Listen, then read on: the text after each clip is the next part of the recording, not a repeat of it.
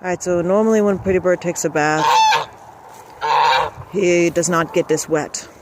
Okay, so usually his oil glands are just fine.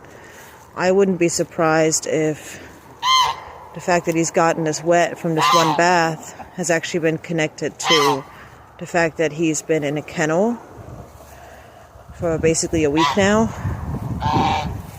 What are you eating? Jesus. It was grass. Just me panicking. You guys just have to follow me really loudly, don't you?